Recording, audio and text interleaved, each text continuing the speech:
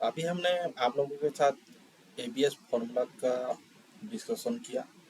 उसका यूज क्या होता है, उसे किस तरह से यूज करके आप अपना रिजल्ट पा सकते हैं, कैसे एब्सोल्यूट वैल्यू निकाल सकते हैं, उसके बारे में हमने डिस्कशन किया। अभी हम और एक फॉर्मूला है जिसका नाम है आक्रेंट। आक्रेंट फॉर्मूला एक्सेल का दूसरा फॉर्मूला है, मतलब दूसरे नंबर का फॉर्मूला है। दूसरे नंबर पे आक्रेंट फॉर्मूला आता है। तो आक्रेंट फॉर्मूला, इसे कैसे यूज करते हैं, इसका यूज किस लिए किया जाता है और इसका यूज कैसे किया जाता है, इसके बारे में हम लोग डिस्कशन करेंगे। आक्रेंट फॉर्मूला जो होता है, इस फॉर्मूला के यूज करने का जो तरीका होता है हम लोग प्रैक्टिकली देखेंगे। तो आक्रेंट फॉर्मूला हम लोग इंटरेस्ट कैलकुलेशन करने के लिए करते हैं। मैंने इस पेज पे देखिए आप लोग, यहाँ पे मैंने लिखा हुआ है, this formula use to calculate the interest of the principal value within a particular period of time. अगर आप लोग इंटरेस्ट के बेसिस पे किसी को अगर लोन देते हैं या फिर लोन लेते हैं, तो उसका जो इंटरेस्ट का जो कैलकुलेशन होता है, उसका कैलकुलेशन आंकड़न फॉर्मूला यूज करके किया जाता है। चलिए आते हैं, अभी हम देखेंगे कि आंकड़न फॉर्मूला को कैसे यूज किया जाता है। आंकड़न के साथ और एक फॉर्मूला है जिसका नाम है आंकड़न एम। आंकड़न फॉर्मूला यूज करने के साथ आंकड़न एम फॉर्मूला का भी यूज कैसे किया जाता है, इसके बारे में भी हम लोग जानेंगे। लेकिन आंकड़न फॉर्मूला जो होता है वो एक पर्टिकुलर पीरियड के अंदर होता है, और आंकड़ेट एम जो फॉर्मूला होता है उसको हम इंटरेस्ट कैलकुलेशन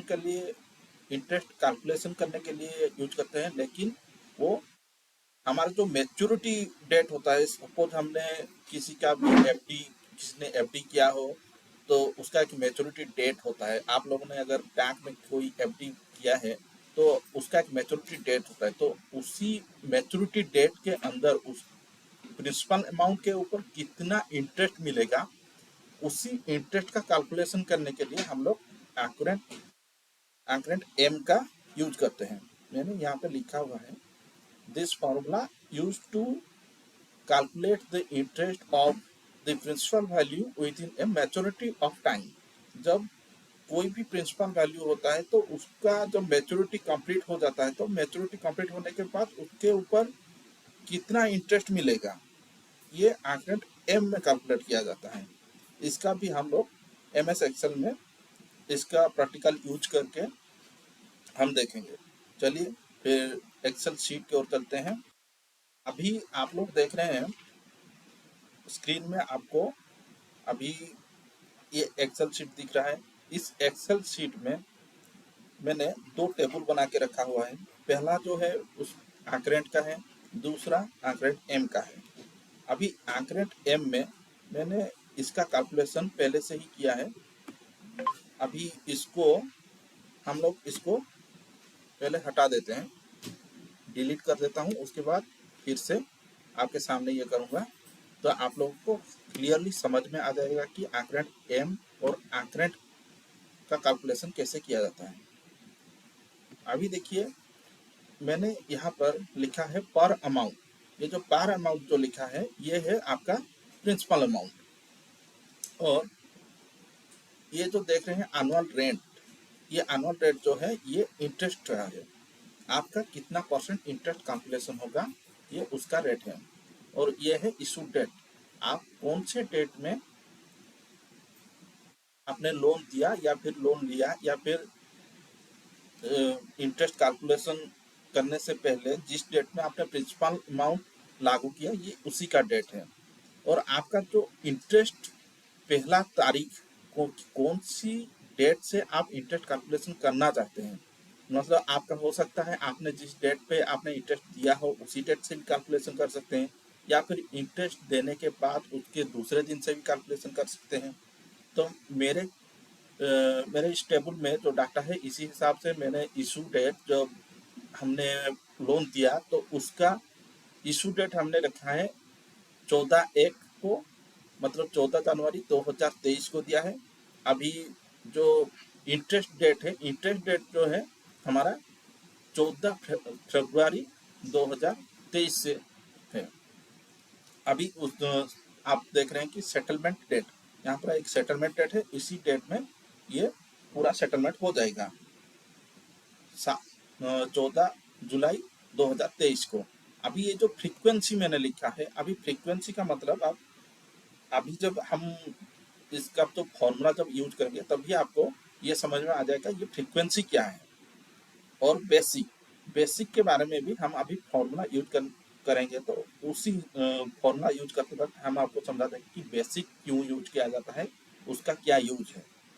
तो चलिए आते हैं फॉर्मूला का यूज करते हैं। पहले आप यहाँ पे इक्वल दीजिए, इक्वल आंसरेंट। आंसरेंट देने के बाद यहाँ पे आप ब्रैकेट शुरू कीजिए। ब्रैकेट शुरू करने के बाद आप देखिए यहाँ मैंने जब आंसरेंट लिखा तो यहाँ पे आपको शो कर रहा है आंसरेंट के बाद ब्रैकेट के बाद इशू। ये जो इशू है ये इशू डेट मांग रहा है, तो उसको इशू डेट आप सिलेक्ट कीजिए। उसके बाद आप यहाँ कोमा दीजिए। कोमा देने के बाद यहाँ पे लिखा हुआ है फास्ट इंटरेस्ट। हम फास्ट इंटरेस्ट कौन से डेट से कैलकुलेशन करेंगे, तो ये मैंने फास्ट इंटरेस्ट डेट सिलेक्ट किया। उसके बाद कोमा, उसके बाद सेटलमेंट डेट। ये देखिए मेरा सेटलमेंट डेट 14 जुलाई को है, तो मैं 14 जुलाई को सिलेक्ट करके यहाँ पे कोमा दे रहा हूँ। उसके बाद उसने पूछा रेट। अभी रेट जो है मेरा 18% है, 18% मैं इंटरेस्ट कैलकुलेशन करना चाहता हूँ, तो इसको सिलेक्ट करके मैं यहाँ पे कोमा दे रहा हूँ। उसके बाद पार, ये जो पार लिखा है ये प्रिंसिपल अमाउंट है, यहाँ पे मैंने लिखा है पार अमाउंट। यहाँ पर इसको भी सिलेक्ट कीजिए। सिलेक्ट करने के बाद यहाँ पे कोमा दीजिए। उसके बाद ये देखिए ये आ गया फ्रीक्वेंसी। आपका जो फ्रीक्वेंसी है ये 1 साल का है, एनुअली आप पेमेंट करना चाहते हैं या फिर सेमी सेमी एनुअली करना चाहते हैं या फिर क्वार्टरली करना चाहते हैं। आप अगर एनुअली करना चाहते हैं तो उस क्षेत्र में आप एक लेंगे, एक सिलेक्शन करेंगे। अगर सेमी एनुअली होगा 2 सिलेक्ट करेंगे, अगर क्वार्टरली होगा तो आप 4 सिलेक्ट करेंगे। मेरे क्षेत्र में यहाँ पर फ्रीक्वेंसी मैंने एक दिया हुआ है, मतलब मुझे एनुअली कैलकुलेशन करना है, तो मैं यहाँ पे एक सिलेक्ट करूंगा। उसके बाद कोमा देता हूँ। उसके बाद देखिए यहाँ पे आया बेसिक। बेसिक जो है हमारे इंडिया में हम हमारा जो फाइनेंशियल कैलेंडर ईयर है वो 360 से लेकर 365 दिन तक कैलकुलेट किया जाता है। तो उसी हिसाब से हम लोग 360 से 365 दिन का सिलेक्शन करते हैं। लेकिन जब फॉरेन कंट्री में हम लोग जाते हैं, फॉरेन कंट्री में 360 दिनों का कैलकुलेशन किया जाता है। उसी हिसाब से आप जिस डेट का आप कैलकुलेशन करेंगे उसी हिसाब से आपको इस साइड में देखिए नंबर सब लिखा हुआ है। 0 नंबर 360 दिन, ये यूएस का है। अगर आप कुछ अलग देना चाहेंगे तो ये एक्चुअल है, ये एक्चुअल 360 डेज का है।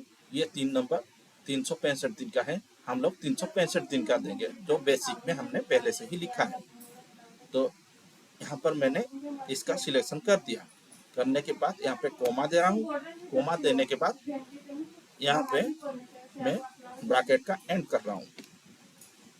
अभी इसमें आपने और एक चीज मैंने आपको बताना भूल गया। यहाँ पर देखिए यहाँ पे कैलकुलेट मेथड लिखा हुआ है, उसकी कोई ज़रूरत नहीं पड़ती। ये आप कैलकुलेट मेथड जो होता है अगर ट्रू है तो आप 1 लिखना, अगर फॉल्स है तो आप 0 लिखना। ये एक्सेल में ये कॉमन होता है, लेकिन इसका कोई ज़रूरत यहाँ पर नहीं है, इसलिए मैं नहीं लिख रहा हूँ। इसको मैं डायरेक्ट यहाँ पे क्लोज कर रहा हूँ। क्लोज करने के बाद यहाँ पे एंटर लगा रहा हूँ। देखिए मैंने एंटर लगाने के बाद यहाँ से जो इंटरेस्ट है वो 8,033.42 यहाँ का इंटरेस्ट आपका कैलकुलेशन होकर निकल आया। अभी हम दूसरे टेबल की ओर जाते हैं। दूसरे टेबल में देखिए यहाँ पर हम आंकरेंट एम का यूज करेंगे। अभी आंकरेंट एम में मैंने क्या क्या लिया हुआ है पहले उसे देखते हैं। मैंने प्रिंसिपल अमाउंट पर अमाउंट लिखा है। अभी एनुअल रेट 14% है। इशू डेट 14 जनवरी को है। और फास्ट इंटरेस्ट डेट यहाँ पर कोई ज़रूरत नहीं, क्योंकि जब मैच्योरिटी होगा तो मैच्योरिटी का टाइम जितना होगा आपको टोटल उतना ही इंटरेस्ट देना पड़ेगा, इसलिए ये कोई डेट नहीं होता। अभी सेटलमेंट जो है, सेटलमेंट का जो डेट है वो 14/1/2023 एक साल का लिया हूँ, तो एक साल में ये आपको सेटलमेंट हो जाता है। अभी इसमें फ्रीक्वेंसी की भी कोई ज़रूरत नहीं, ये सेमी अनुअली या फिर अनुअली ऐसा कोई कैलकुलेट नहीं होता। आपका जो जितना भी मैच्योरिटी डेट होगा उसी हिसाब से आपको पूरा सेटलमेंट करना पड़ेगा। उसके बाद बेसिक, ये बेसिक जो है ये इंडिया में हम लोग 365 दिन का ही कैलकुलेशन करते हैं। तो अभी हम यहाँ पर फॉर्मूला का यूज करेंगे। आप लोग ध्यान से देखिए इसका कैसे यूज किया जाता है। अभी हम यहाँ पे इक्वल देंगे, इक्वल के बाद फॉर्मूला लिखेंगे ACC। ये देखिए आ गया डेस्कटॉप पे एंकरेंट M। उसको आप यहाँ पे टैब लगाएंगे तो डायरेक्ट आ जाएगा, अगर डबल क्लिक करेंगे तो भी फॉर्मूला आ जाएगा। मैं यहाँ पे टैब का यूज करता हूँ, उसके बाद ब्रैकेट ऑटोमेटिक आ गया। अभी देखिए यहाँ पे इशू डेट, इशू डेट हमें मांग रहा है। इशू डेट मैंने पहले से ही लिखा हुआ है 14 जनवरी। उसके बाद यहाँ पे कोमा लगा रहा हूँ। उसके बाद सेटलमेंट डेट, हमारा जो सेटलमेंट डेट है 14 जनवरी 2023 को है, इसको भी मैं लगा रहा हूँ। उसके बाद rate of interest, rate of interest 14% है, तो इसका भी मैंने सिलेक्ट कर दिया। उसके बाद पर जो है हमारा प्रिंसिपल अमाउंट, प्रिंसिपल अमाउंट मैंने पर अमाउंट पे लिखा हुआ है, इसको मैंने सिलेक्ट करके यहाँ पे कोमा दे दिया। उसके बाद बेसिक, बेसिक देखिए हमारा जो है 365 दिन रहेगा, तो ये 3, यहाँ पे मैंने बेसिक में 3 लिखा है। अभी यहाँ पे आप ब्रैकेट को क्लोज कीजिए। क्लोज करने के बाद आप एंटर कीजिए। एंटर करने के बाद देखिएगा आपका जो इंटरेस्ट होगा, मैच्योरिटी डेट जब कंप्लीट हो जाता है तो उसी वक्त आपका इंटरेस्ट टोटल 14,000 कैलकुलेट हो जाएगा। तो इसी तरह आप लोग ये जो दोनों जो एंकरेट और एंकरेट M, ये दो फॉर्मूला, इस तरह आप फाइनेंशियली इंटरेस्ट कैलकुलेशन करने के लिए आप लोग इसे यूज कर सकते हैं। आशा करता हूँ कि हमने आपको जो बताया था ये आपके लिए बहुत ही कामकारी हो सकता है। और अगर आप लोगों को हमारा ये जो वीडियो अच्छा लगा होगा तो आप इसे लाइक और सब्सक्राइब जरूर कीजिएगा। लाइक और सब्सक्राइब करने से हम अगर कोई नया वीडियो लाएंगे तो आप लोग उसके बारे में पता चल जाएगा आप लोगों को कि हाँ इनका एक नया वीडियो आया है, और उसी से आपको कुछ नया जानकारी मिल जाएगा। और इससे हमें मोटिवेशन मिलता है कि नहीं, हमें इनकरेजमेंट मिलता है कि नहीं मुझे कुछ और भी करना चाहिए। हाँ, अगर आप लोग हमारे साथ हैं तो हम इससे भी कुछ ज़्यादा अच्छा करके दिखाएंगे। और बने रहिए एंड तक हमारे चैनल पे। इतना देर तक के लिए देखने के लिए आप लोगों को बहुत बहुत धन्यवाद।